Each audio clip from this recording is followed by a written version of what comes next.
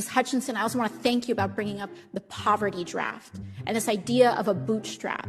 You know, this idea and this metaphor of a bootstrap started off as a joke because it's a physical impossibility to lift yourself up by a bootstrap, by your shoelaces. It's physically impossible. We're here to talk about the very pressing issue of cutting our carbon emissions and saving our planet, and we have an entire political party that is trying to get out of their job, adjourn this hearing, and I just want to know what the reason for such a disrespect of our process would potentially be. We've expressed this last week about having two things going on at the same time. It's not like we haven't talked about this, but you guys continue to do hearings at the same time there are depositions going on. As the gentleman from North Dakota said, we can't be two places at once. You talk about wanting to do your job? There's no way to do that when you have to be two places at once. And just to be clear, there was exactly one Democrat in the room when this started. Someone said, please explain the Green New Deal. Thank you for asking. So the whole premise of the Green New Deal is that we're screwed on climate. Like, I'm sorry to break it to you.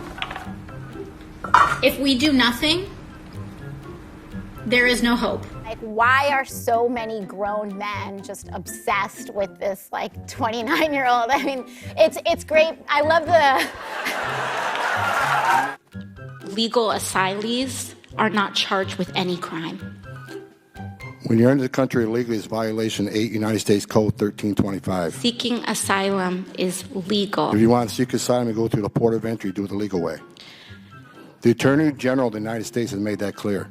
Okay. When someone says that it's too hard to do a green space that grows yucca instead of, I don't know, cauliflower or something,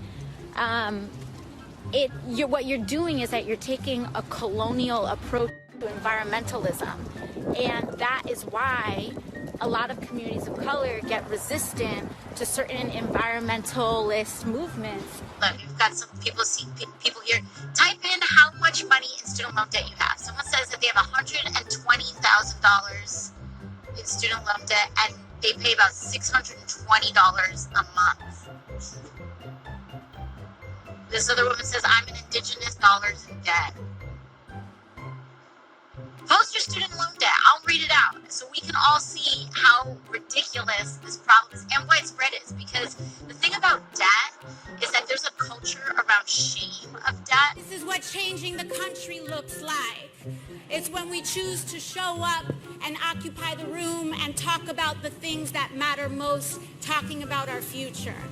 You know, Reverend, you bring up a funny anecdote, and I'm proud to be a bartender.